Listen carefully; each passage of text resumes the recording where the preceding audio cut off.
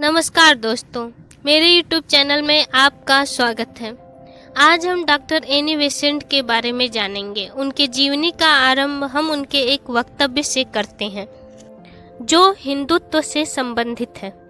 सत्यता पूर्वक ईश्वर को साक्षी मानकर मैं यह कह रही हूँ कि विश्व के सभी धर्मों में हिंदू धर्म से बढ़कर पूर्ण वैज्ञानिक दर्शन युक्त एवं आध्यात्मिकता से परिपूर्ण धर्म दूसरा और कोई नहीं है। भारत में प्रश्रय पाने वाले अनेक धर्म हैं, अनेक जातियां हैं, किंतु इनमें किसी की भी सिरा भारत के अतीत तक नहीं पहुँचती है। इनमें से किसी में भी वह दम नहीं है कि भारत को एक राष्ट्र में जीवित रख सके। इनमें से प्रत्येक भारत में विलीन हो भी जाए तब भी भारत भारत ही रहेगा, किंतु यदि हिंदुत्व विलीन हो जाए तो शेष क्या रहेगा? तब शायद इतना ही याद रह जाएगा कि भारत नामक कभी कोई भौगोलिक देश था।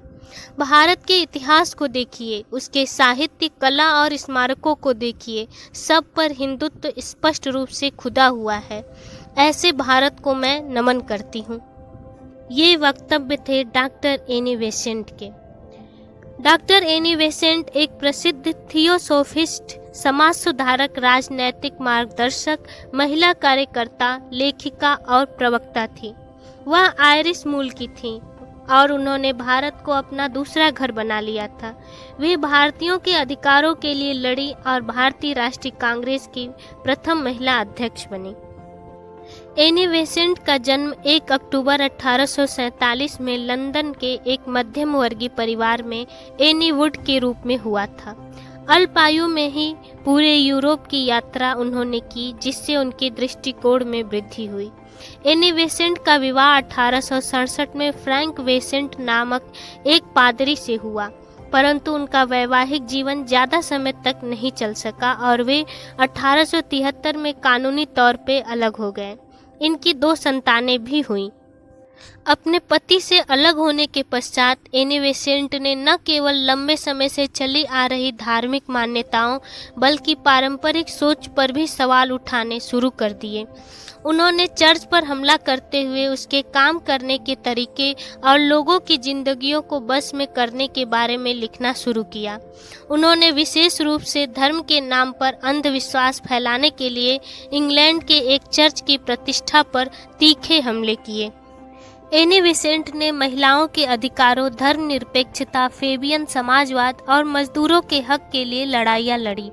वह भगवान से जुड़ने के लिए थियोसॉफी के तरीके से काफ़ी प्रभावित हुई। थियोसॉफिकल सोसाइटी जाति, रंग, वर्ग के भेदभाव के खिलाफ थी और सार्वभौमिक भाईचारे की सलाह देती थी। मानवता की ज़्यादा से ज़्यादा सेवा करना उसका परम उद्देश्य था। भारतीय थियोसॉफिकल सोसाइटी के एक सदस्य की मदद से वो वर्ष 1893 में भारत पहुंची। उन्होंने पूरे भारत का भ्रमण किया, जिसके कारण उन्हें भारत और मध्यम वर्गीय भारतीयों के बारे में जानकारी प्राप्त हुई, जो ब्रिटिश शासन और इसकी शिक्षा व्यवस्था से काफ़ी पीड़ित थे। शिक्षा में उनकी लंबे समय से रुचि के फलस्वरूप ही बनारस के केंद्रीय हिंदू विद्यापीठ की स्थापना हुई। वे भारतीय स्वतंत्रता आंदोलन में भी शामिल हुई और वर्ष 1916 में होम रूल लीग की स्थापना की, जिसका उद्देश्य भारतीयों द्वारा स्वशासन की मांग थी। सन 1917 में वे भारतीय राष्ट्रीय कांग्रेस की अध्यक्ष बनी। इस पद को ग्रहण करने वाली वह प्रथम महिला थी।